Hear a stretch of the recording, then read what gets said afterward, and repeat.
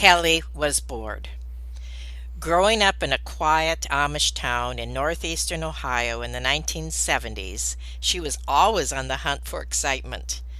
Meeting Dace was an unexpected thrill. Home from the U.S. Navy, this handsome young musician shared his drugs, his music, and his experiences beyond her naivete. She never dreamed that behind this charming facade hid a misogynist eager to take control of her life. How devastating. Hit in the head and told she was worthless. That took a toll on her life, and she felt helpless and hopeless. Now, many of you are going to relate to Kelly's story, and you're going to love hearing how she went from victim to victor. Have you ever felt like giving up, quitting, throwing in the towel? Welcome to Never Ever Give Up Hope featuring Carol Graham. She's an author, health coach, and motivational speaker. Backed into a corner multiple times in her life, Carol shares with you stories on how she overcame some of the toughest obstacles a person can go through in life, but refused to give up hope. Rather than admit defeat, an opportunity was presented, and it involves each and every one of you. Carol will feature spectacular guests who will share their messages of hope, encouragement, and their inspiration to prove why life's adversities only make you stronger. And now, welcoming the host of the show, here's Carol Graham. Welcome to Never Ever Give Up Hope, Kelly. Hello, thank you for having me. I'm so excited to hear your story. I know that, as I mentioned in the beginning, many people are going to relate with this story on several different levels, and whether they came from an Amish community or not. And I know that you have had the same experience of how you have been able to relate to people who have grown up or who have been abused. And so the audience is going to be vast that you are going to be able to address today. And I really appreciate you coming on to the show. Kelly Stigliano is going to share her story from a pregnant teen bride to a brainwashed wife, begging God to kill her abuser. As life became more dangerous, she had to flee to protect herself and her two small toddlers. So, Kelly, what I would appreciate if you would do is to start from the beginning and share a bit about growing up and then take it from there into when you were a teenager and what happened. Okay, thank you. Well, growing up in northeastern Ohio, my life was like every other child. It was good. And then I started requesting and receiving toys that dabbled with the supernatural. And through those toys, I welcomed rebellion into my heart. So it stands to reason that by the time I was 13, I was very interested in witchcraft. I hated my parents. I was involved in drinking and drugs and vandalism and sex. And sometimes I was suicidal. Now, I'm surprised that in that particular community that you grew up in, that you had access to these supernatural toys. Can you explain that a bit? Sure. That was like the Ouija board and the 8-ball and a game called Kabbalah. And those are just things that they advertised on television. And I suppose my parents bought them at Kmart. Living like that made me hate my life and myself. So 13 is pretty young to start a list of regret. My relationship with my ex-husband began when I was just 17 years old. And he was my friend's brother. He was home from the Navy, and I'd been hearing about him for years. And finally, I met this bad boy icon, and I was his girlfriend. He did and said things that gained my confidence, and then he would do and say things that smashed me down again. And this building up and smashing down was the initial step in my brainwashing. And when I was 17, he made me get off of the birth control pill because he said he thought it would cause cancer. And I believed it was because he was actually concerned about my health. He broke up with me the summer before my senior year, and I didn't realize it, but he was testing me to see what I would do. Mental manipulation, head games, crazy ups and crazy downs. So I was 18 and pregnant when we got married, and I'm sure it was according to his plan. We lived in a little 2-room apartment that was built off of my grandparents' garage. It had originally been built for my great grandparents way back in the day, so it had no bathroom. So it was a chilly walk through their garage to use their facilities. 2 weeks after the wedding, I asked him something about his grandmother, and it upset him. And he screamed at me, and he slapped me, and left me standing there shaking. But then I was thinking about what I had said. I knew I had a smart mouth. And I thought maybe I should not have asked him that. And by the time I had talked myself out of it, I thought surely I deserved to get slapped, and surely it would never happen again. But as you can imagine, it did indeed continue. My grandmother was everything to me, but yet I never told her about the abuse. Not long after we were married, Grandpa got sick and went into the hospital. And then the worst thing of all happened. My beloved, unconditionally loving, sweet grandma died right there at home in her bed. And when I lost my grandma, I lost my neighbor, my landlady, my best friend, my support system.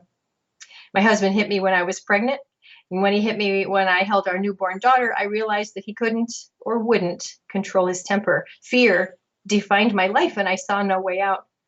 And like you said, I would pray to a God that I was yet to meet personally. I would beg, God, he's out there driving drunk. It's raining. Please just let him slide off the road and hit a tree. Let him have an accident and die. Please kill him, or give me the courage to do it myself. I'd often fantasize about hitting him in the head with a frying pan or a baseball bat when he was passed out after a night of drinking or drugs. But I was so afraid I wouldn't hit him hard enough, or he'd wake up and kill me. Well, my grandparents house sold. Grandpa died 2 weeks after my grandmother, and in the hospital, and their house sold, and we had to move. We never had any money. We had plenty of new guitar strings and lots of marijuana, but we never had any money. I couldn't figure it out. When my parents went to work, I would go to their house and steal food out of their pantry and do my laundry in their basement. Did you ever tell your parents about this? I never did, because, I had this beautiful baby girl, and she was like the glue that brought the family back together. And we were finally getting along because of this baby. And I didn't want to rock the boat, so I never really told them. And they might have suspected it, but they never asked me. And so it was just never something we talked about. And when did you realize that you were an abused woman? Well, that was actually a very, very sad day when I just realized it, because I had always been a real firecracker of a child that adults had to deal with, and I was a rebellious teenager, and I was this really spicy little girl. And then I realized one day that I was always afraid, and I was walking on eggshells because I would think everything was going well. And then there would be no incidents for a couple of weeks. And then all of a sudden he would have an explosion and tell me about how terrible everything had been for the last 2 weeks. And I was so confused because I thought things were going well, So when I actually realized that this was something that wasn't going to pass, I guess, is when my daughter was a baby. It just kind of hit me that this is life. This is what I'm living with. And I felt really trapped. Did you have friends that were going through anything similar, or that who you could talk to? Well, that's the thing about an abuser, isn't it? They kind of isolate you. So I had no friends. All the friends I had in high school weren't really part of my life. Unless they were his party friends. And then they would only come over to party with him. And I really didn't see my relatives much either, because there's that determined isolation to keep me away from everybody. And he was pretty successful at that. I just want to fast forward for a second here to ask you a question, but we'll come back to the story some more. And that is this a pattern, basically, that now that you're helping women in the same situation, is this virtually the same pattern each time? You mean as far as the men's behavior? Yes. Often it is. And sometimes women tell me how incredibly charming their husbands are in social situations. I mean, my husband was very charming, but we were never really in social situations. I mean, I've heard of women in church, and their husband is like an upstanding fella in church, and they're really not, like a closet monster. And yeah.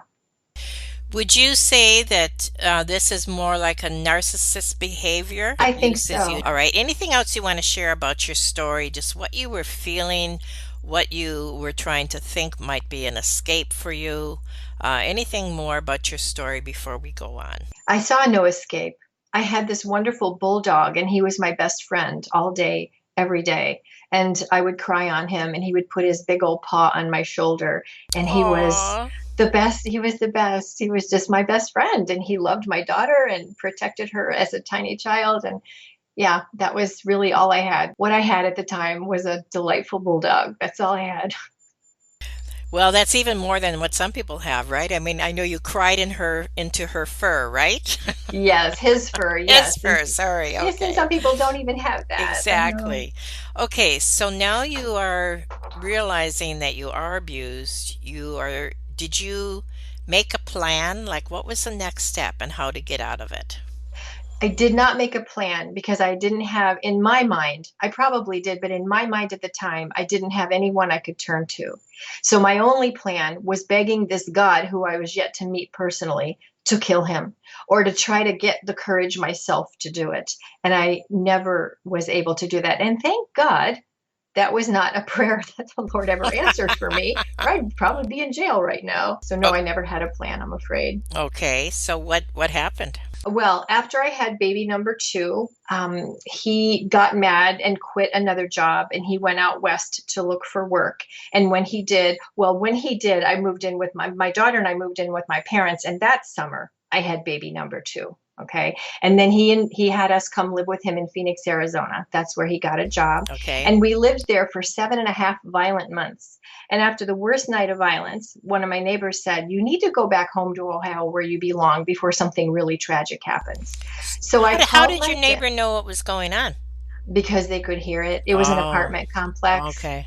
Yeah. And sometimes I had a black eye, and yeah, they just knew.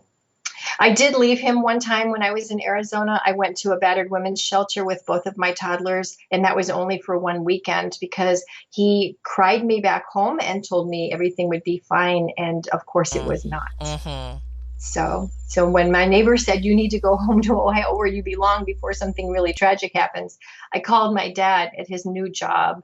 And, in 20 minutes, the airplane tickets were waiting for us at the airport. When you live in rebellion, you don't Oh, love yourself very much. Therefore, right, you feel like no one else could love you either. But right. now I knew for sure that my parents really did love me. So they brought the kids and I back to Ohio, and that really wasn't the end of it. I mean, I went to business school. I was getting my life together, and I came home from business school one day, and there sat Stace on my doorstep with everything he owned, which was a guitar and a guitar case and a duffel bag full of his clothes. And he said he changed again, and I believed him again and took him back again. And how long was that separation that time? Less than a year. Okay, so long enough for you to establish a new life.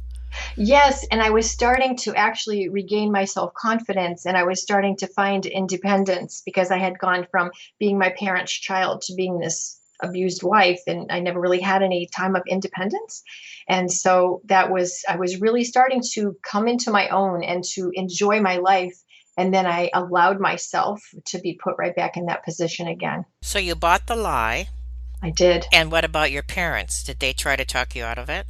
They were so disappointed. But they, said, "Whatever you want to do, we're just keeping our eyes on your children. Don't let anything happen to them," is mainly what they were thinking, I think, at the time. And eventually, it got really bad, and they did help the children and I leave, and that was the last time.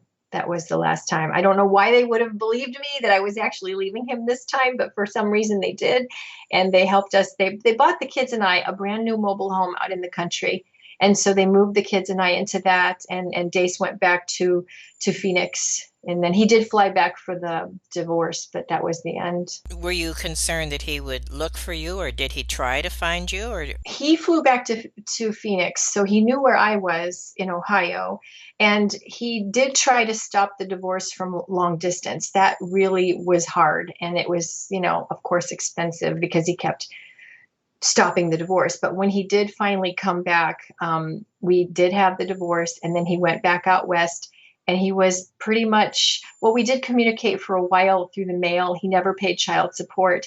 He was even abusive through the mail in his words. It showed me what he was like, and it was a mm-hmm. test if I was going to put up with it anymore.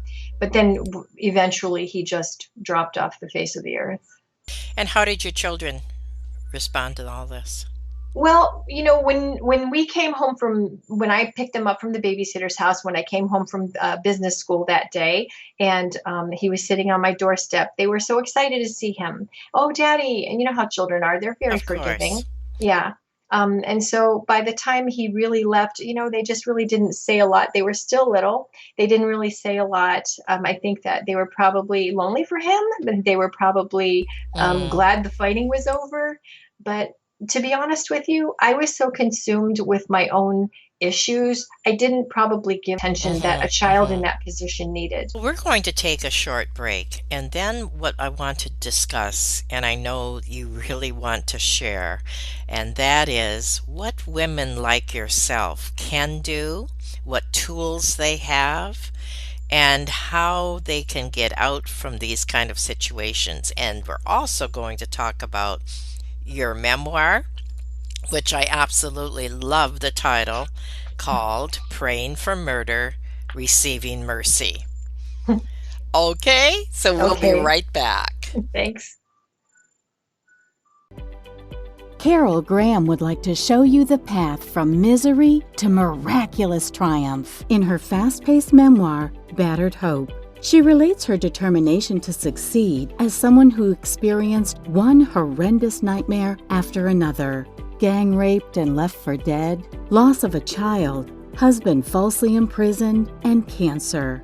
Nothing could break her tenacity or faith. No matter what you face, heartache, loss, suffering, or injustice, Carol will illustrate how she became a victor the same way you can. The secret is to never, ever give up hope.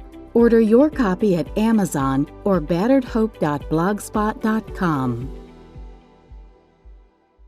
Well, I appreciate the story you shared today so far, and I know that many women relate, whether they're going through it right now or possibly have in the past, or they know somebody who is. So, is there anything else you want to say about that before we go into the next part of the show? There just people's perception. Sometimes people hear about a woman, or they know someone who won't leave her abuser, and they wonder why she stays. They may think she's stupid or lazy, but please hear me now. It's not as easy as you might think. You can only be hit in the head and told you are worthless and belittled for so long before you believe the lies. You believe that you have no worth and you can do nothing by yourself, and if you even try, you or your family will die. That's the success of brainwashing. It gives the brainwasher control over his victim. So don't be judgmental. It really helps no one. That's an excellent point. So let's talk now about how you and I can identify at risk relationships. How do we recognize if someone is actually going through something like this? And should we at that point step in and do something? That is such a tricky question because some women are not meaning to be deceiving, but they're just really good actresses because it's a matter of life and death to them to hide their abuse.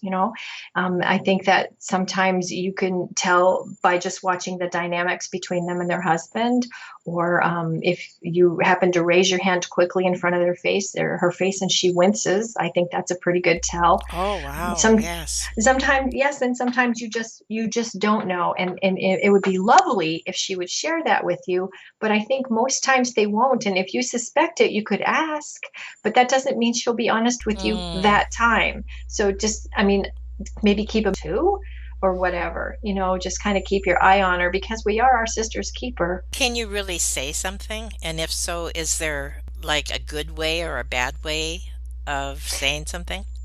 Well, when women talk to me and they tell me about an abusive relationship, they're usually talking about something that happened in the past, but I'm not sure. So I always just look at them in the eye and I say, "Are you safe now?" Oh, And good. most of the time they will say yes. And I just want to trust that if they aren't safe now, they'll shrug their shoulders or roll their eyes or say maybe, or, Mm. blatantly say, "No, I'm not." Well, then I guess you can face it head on. if you know somebody who is dating someone unpredictable and explosive, it's never too late to leave. And if she needs help breaking off the relationship, she should secure that first. Maybe she could bring a respected authority figure to accompany her while she's officially breaking up with her partner. But if she's married, she still could seek help. She could call someone, make a plan, maybe have a trusted lady friend ready to accept her and her children at a moment's notice. Maybe she could keep pajamas and toothbrushes at her house. And you, as that trusted person, you have to consider, are you willing to be that person? Because there are things you have to consider if you want to involve yourself in someone else's domestic disputes, but I don't think it's ever good to just turn your back on them. At least she could call the Salvation Army. She could call her pastor's wife. There are so many places that you can call. As a matter of fact, there is a number. It's thehotline.org. It's a website. It's for the National Domestic Violence Hotline. It's thehotline.org, and it's really easy to remember. But computer that is also used by your abuser, you have to be very careful. And that number would be 1-800-799-SAFE. It's easy. 799-SAFE. Just try to remember that. That's excellent. And I think that one of the things we have to be careful of if and when we try to help somebody, and correct me if I'm wrong, please, and that is to be in a position where we are not judging. Yes, Carol, that is right. That's right. It's you want her to know that you care and that you're concerned, but not that you think you're better than her. Or that you're judging the situation either, right? Oh, true. That's true. Yeah. So what would you recommend? I know you touched on it a little bit already, that if someone is going through something like this, and even if they are listening to this broadcast today, what are the steps that they should take to protect themselves and leave? I know you mentioned a couple things, but they also have to be very careful. So is there any suggestions that you have there? Well, when I left while he was at work because I was scared. If he would have come home and found me leaving, that would have been really terrible. So maybe I'm not the best person to give that advice. I would say definitely have a girlfriend. Please find somebody that you can confide in. Somebody that you know is tight-lipped and isn't going to share your business with other people. And like I said, that could be just a phone call away, but hopefully you have someone close in your life, and then you can sit down and make a plan. And because you have to decide when it's time to say enough is enough, because you don't want your children harmed. You don't want to live that way. Jesus loves you so much. He liberated women. He doesn't want you to live in danger. Now, I know that you've written your memoir, and we'll talk about that in a bit. And you're also a counselor, I believe. I am not a counselor. I work at a crisis pregnancy center, but I'm a receptionist. Okay. All right. So you do see a lot, obviously. Yes, and I'm a speaker, and so when I share my testimony, people will come up and talk to me, and that's when they often will tell me that they have been in an abusive situation, and that's the time at which I usually say, "Are you safe?" And it's interesting because when I share, if it's at like a country club or a restaurant or whatever, the wait staff is always waiting just on the other side of that doorway listening to me. And sometimes I feel like they're the ones that I'm there for. Right. And they will occasionally come up and just give me the look. And I know it's just like the Holy Spirit is showing me, yes, that's what. And sometimes I'll say, do you want my book? And if it's not safe, don't take my book. But if you want my book, just take my book, because I'm hoping that it'll help. That's very gracious. And I'm sure that there are many that will appreciate that. Now, what type of organizations do you speak for? Do you travel like just in your area, or? Well, through Stonecroft is a good organization. I'm a speaker for them, but I'm also a speaker registered with womenspeakers.org. So really, I've spoken at a church with men and women. I've spoken at Christian high schools with boys and girls, but mainly I speak just to women, like church women groups or Stonecroft Women's Connection outreaches. And I've been so blessed to have the opportunity to speak to those groups that have in the audience women from transition houses and domestic abuse houses, and opportunities to speak to women like that. That is really my heart. I'm so blessed and grateful when I have those opportunities. I've also been able to go to a couple of homeless shelters, which is, what I say is obviously very different, but it's Mm. still the same sort of. I just that's my heart. I feel really excited when I get a chance to do that. Now I want you to address something that I believe is a very crucial, important subject, and that is the subject of forgiveness. Mm, that's right. That is when people ask me about writing or speaking, I always say you cannot even think about sharing your story until you can have some forgiveness, because if you sound bitter, then you're really Hmm. not helping Hmm. anyone. And it's like you have to wait until you are completely healed to really effectively share. I mean, write everything down. It's cathartic. Don't ever stop writing. Hmm. But just as far as sharing it, maybe you should just wait until you can forgive. And it's not easy to forgive. And it doesn't matter on what level, we all struggle with forgiveness. I have spent so much time asking God to help me forgive. I have learned that if I pray for the person I need to forgive, and man, that is sometimes really hard. But if I pray for the person I need to forgive, God will often eventually allow me to see that person through his eyes, and I will have compassion on that person. And I also learned that if I live as though I have already forgiven, it can work from the outside in. But I look at it this way: if God can forgive me for the terrible things I've done, I must forgive others. I think, how dare I not? You had several good points there. One is no matter how much you have been abused, you still have the ability, if you choose to forgive. Would you like to expound on that a little bit? Well, I absolutely agree with you. It's long been said that unforgiveness is like sipping poison and expecting the other person to die. You're not hurting the offender, you're only hurting yourself. And there are countless medical publications that say how unforgiveness affects our health. And forgiveness is associated with improved mood and lower stress, lower Hmm. blood pressure, boosted immune system, lower risk of alcohol and substance abuse. It's just so important to forgive. Forgiving someone does not mean that they have to be in your life anymore. Yeah. Excellent points. In summary, do you have anything you want to say to the audience that you have not yet said? I just want to say that you don't have to accuse your abuser to be free. The way you retaliate is to leave. Help is available. There are organizations that can help you. Like I said, call the Salvation Army, call your pastor's wife.